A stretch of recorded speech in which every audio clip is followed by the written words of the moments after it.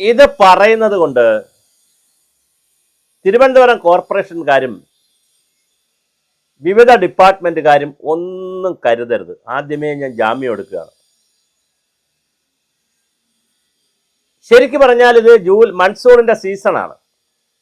June July മാസങ്ങൾ monsoon സീസണാണ്. പക്ഷേ മഴയില്ല. കൃത്യമായി മഴ മാറി നിൽക്കുകയാണ്. 2 മഴ സ്ട്രോങ് ആയി പെയ്താൽ തമ്പാനൂരും ഈസ്റ്റ് ഫോർട്ടിലും വെള്ളപ്പൊക്കം ഉണ്ടാവും. എന്നാൽ മഴ മാറി നിൽക്കുന്ന സമയത്ത് ബാക്കി കാര്യം ചെയ്യണ്ടേ ചേട്ടന്മാരെ? മേയർ രാജേഷ് ഉണ്ട്, വികസന സ്റ്റാൻഡിംഗ് കമ്മിറ്റിയുണ്ട്, ആരോഗ്യ സ്റ്റാൻഡിംഗ് കമ്മിറ്റിയുണ്ട്, നഗരാസൂത്രണ സ്റ്റാൻഡിംഗ് കമ്മിറ്റിയുണ്ട്. നഗരാസൂത്രണത്തിന് വേണ്ടി ടൗൺ പ്ലാനിംഗ് ഡിപ്പാർട്ട്മെന്റ് ഉണ്ട് സംസ്ഥാനത്ത്. ടൗൺ ആൻഡ് കൺട്രി പ്ലാനിംഗ് എന്നോ town planning department under the LSED ആണ്. നിങ്ങൾക്ക് സധൈര്യം അവരുടെ സേവനം ഉപയോഗിക്കാം. അവർക്ക് സ്പെഷ്യൽ പ്രോജക്റ്റ് കൊടുക്കാം. മൈനർ ഇറിഗേഷൻ ഉണ്ട്, മേജർ ഇറിഗേഷൻ ഉണ്ട്, ശുചിത്വ മിഷൻ ഉണ്ട്, എല്ലാവരും ഉണ്ട്. കുടുംബശ്രീ ഉണ്ട്, ഹരിത കർമ്മസേനയുണ്ട്, ശുചീകരണ തൊഴിലാളികളുണ്ട്. ഇല്ലാത്തതാരാണ്? എല്ലാം ഉണ്ട് നിങ്ങളുടെ കയ്യിൽ. ഞാനിത് പറയാൻ കാരണം, ഇന്ന് രാവിലെ 2 സൈറ്റ് കാണാനിടയായി മറ്റൊരു പ്രോജക്റ്റിന്റെ പഠനവുമായി ഭാഗമായി. ഒന്ന് തിരുവനന്തപുരം വഞ്ചിയൂരിലെ ഉപ്പടാമൂൾ പാലം മുതൽ ഈസ്റ്റ് ഫോർട്ടിന്റെ തമ്പാനൂർ ഭാഗത്തേക്ക് പോകുന്ന തോടിന്റെ കുറെ ഭാഗം ഒരു പഠനത്തിന്റെ ഭാഗമായി കാണാനിടയായി. അവിടെ സർക്കാരാണ് ഒന്നാം പ്രതി, കോർപ്പറേഷനാണ് പ്രതി. VV രാജേഷ് അടക്കമുള്ള കോർപ്പറേഷനാണ് പ്രതി. നിങ്ങൾ ഇപ്പൊ കൊടുത്തതല്ല, സമ്മതിച്ചു. പണ്ടിരുന്നവർ കൊടുത്തതാണ്. അതിന് നിങ്ങൾ പ്രതിയാവുന്നതിന് സർക്കാർ ഈസിയ തുടർച്ച, കണ്ടിന്യൂഷനാണ്. അപ്പം ഇപ്പോൾ ഉള്ളവരോടെ നമുക്ക് പറയാൻ പറ്റും. ഇപ്പോൾ തോറ്റുപോയ ആര്യ രാജേന്ദ്രനോട് ഇത് പറയാൻ ഒക്കത്തില്ല, അല്ലെ പഴയ ജയൻ ബാബുവിനോട് ഇത് പറയാൻ പറ്റത്തില്ല. നിങ്ങളോടെ പറയാൻ കഴിയുള്ളൂ. ആ ഉപ്പടാമൂട് പാലത്തിൻ്റെ അവിടെ നിന്ന് അങ്ങോട്ട് പോകുമ്പോൾ നിങ്ങൾ തന്നെ പ്ലാറ്റ്ഫോം കെട്ടിക്കൊടുത്തിട്ടുണ്ട്. അവിടെ അനധികൃതമായ കുറച്ച് കെട്ടിടങ്ങളുണ്ട്. അവരെ റീഹാബിലിറ്റേറ്റ് ചെയ്യണം. അവരെ റീഹാബിലിറ്റേറ്റ് ചെയ്യാതെ അവിടെ നിന്ന് മാറ്റാതെ, അവിടുത്തെ ചെറിയ കുഞ്ഞു ബിസിനസ്സുകൾ മാറ്റാതെ നിങ്ങൾ ഒരു കാലത്തും തിരുവനന്തപുരത്തിൻ്റെ തോടുകളുടെ മാലിന്യം സംരക്ഷിക്കാൻ പോണില്ല. കഴിഞ്ഞ 1985 മുതൽ എടുത്താൽ 85, 90, ഇപ്പോൾ 2027, 30-35 വർഷം കൊണ്ട് ഞാൻ തിരുവനന്തപുരത്ത് പഠനത്തിൻ്റെ ഭാഗമായും താമസിക്കുകയും ഒക്കെ ചെയ്യുന്ന ഒരാളാണ്. നഗരം കാണുന്ന ആളാണ്. വളരെ കൃത്യമായിട്ടാണ് പല വീടുകളിലെയും വേസ്റ്റ് വെള്ളം ഈ പുഴയിൽ ഒഴുകാൻ നിങ്ങൾ സർക്കാർ എന്ന് പറഞ്ഞ PWDയും കോർപ്പറേഷനുമൊക്കെ പോവ് വെച്ചു കൊടുത്തിരിക്കുന്നത്. നിങ്ങളാണ് പ്രതി. പട്ടം മരപ്പാലം എന്ന് പറയുന്ന സ്ഥലത്തുകൂടെ ഒരു തോട് പോകുന്നുണ്ട്. അതും കുറേ ദൂരം നോക്കി പഠനത്തിൻ്റെ ഭാഗമായി കാണാൻ പോയി. എത്ര പ്രാകൃതരാണ് നമ്മൾ. കൗൺസിലർ ഇല്ലേ ഈ രാജ്യത്ത്? വഞ്ചിയൂർ കൗൺസിലർ ഇല്ലേ? ഈ ആമഴഞ്ചാൻ തോട് പോകുന്ന ഒരു സ്ഥലത്ത് ഒരു കൗൺസിലറും ഇല്ലേ? എല്ലാ പാർട്ടികളുടെയും കൗൺസിലർമാർ കാണുമല്ലോ. എല്ലാ പാർട്ടിയുടെയും നേതാക്കൾ ഇത് കണ്ടുകൊണ്ടല്ലേ പോകുന്നത്? മന്ത്രിമാരും അടക്കമുള്ള ആളുകൾ ഇത് കണ്ടുകൊണ്ടല്ലേ പോകുന്നത്? ചീഫ് സെക്രട്ടറി അടക്കമുള്ള ഉദ്യോഗസ്ഥർ ഇത് കണ്ടുകൊണ്ടല്ലേ പോകുന്നത്? ഉള്ളൂർ തോടും പട്ടം തോടും ആമഴഞ്ചാൻ തോടും പാർവതി പുത്തനാറും ഈ കൊച്ചു കൊച്ചു തോടുകളുമെല്ലാം അതീവ ഗുരുതരമായിട്ടാണ് എൻക്രോച്ച് ചെയ്തിരിക്കുന്നത്. വളരെ കൃത്യമായിട്ടാണ് മാലിന്യം കിടക്കുന്നത്.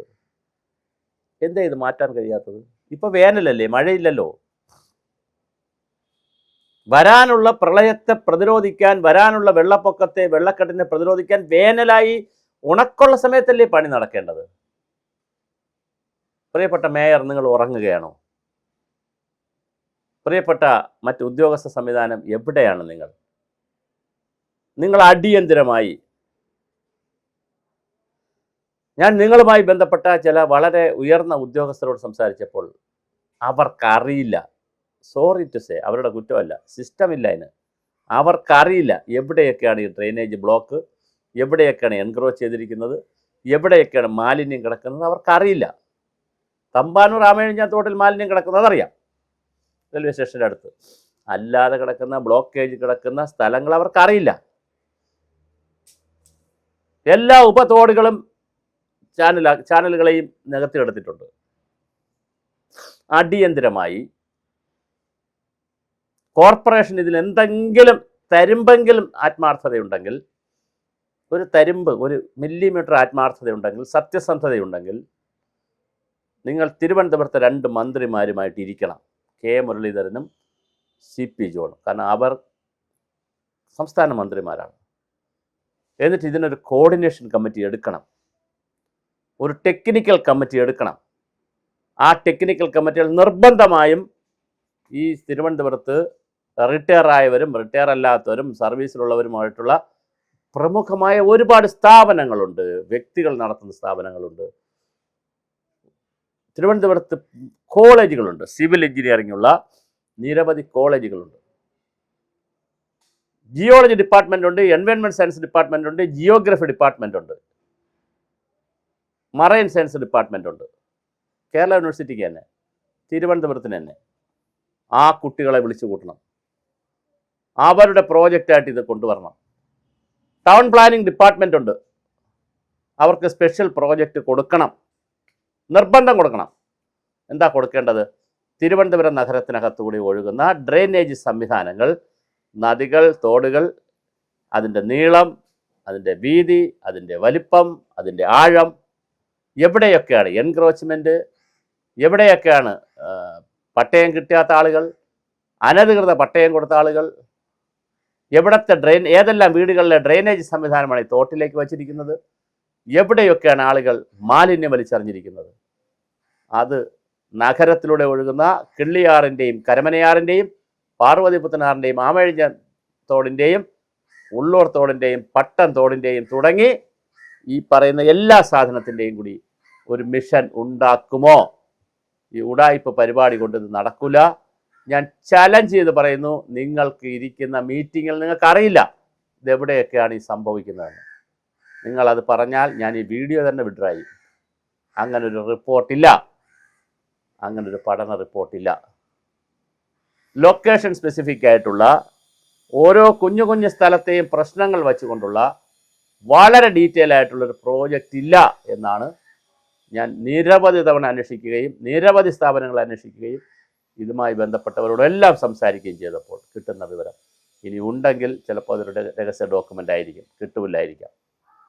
പക്ഷേ എന്തായാലും ഉണ്ടെങ്കിൽ അങ്ങനെ, ഇല്ലെങ്കിൽ കൃത്യമായി കോർപ്പറേഷൻ ഒരു ടെക്നിക്കൽ ടീമിനെ വെച്ച് ഈ മന്ത്രിമാരെയും കൂടി അതിനകത്ത്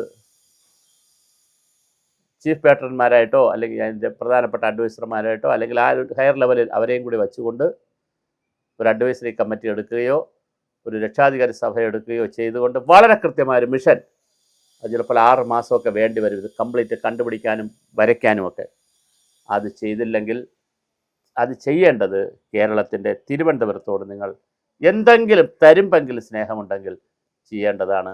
വളരെ കഷ്ടമാണ്, സങ്കടകരമാണ്. എൻക്രോച്ച്മെൻറ്റ് പച്ചയ്ക്കാണ്, എൻക്രോച്ച്മെൻറ്റ് വളരെ പച്ചയ്ക്കാണ് മാലിന്യം വലിച്ചെറിഞ്ഞിരിക്കുന്നത്. സങ്കടകരമാണ്. ഈ കൊച്ചു കാര്യം ചെയ്യാൻ കഴിഞ്ഞിട്ട് നമുക്ക് ബാഴ്സലോണയാക്കാം, ഇന്ത്യയിലെ എന്താ പ്രധാനപ്പെട്ട 3 നഗരങ്ങളിൽ ഒന്നാക്കി പിന്നെ നമുക്ക് മാറ്റാം. അതിനൊക്കെ സമയമുണ്ട്, ആളുകൾ ഇവിടെ തന്നെ ഉണ്ട്, തിരുവനന്തപുരം ഇവിടെ തന്നെ ഉണ്ട്, അത് നമുക്ക് മാറ്റാം. ഈ ഇത്രയും തോടുകളിലെ മാലിന്യം മാറ്റി, അതിൻ്റെ എൻക്രോച്ച്മെൻറ്റ് മാറ്റി, സമീപത്തുള്ള ഡ്രെയിനേജ് സംവിധാനം സെറ്റാക്കി, സെപ്റ്റേജ് സംവിധാനം സെറ്റാക്കി മാറ്റാൻ കഴിയുമോ എന്നാണ് രാജേഷിനോടുള്ള ഏറ്റവും പ്രഥമമായ ചോദ്യം.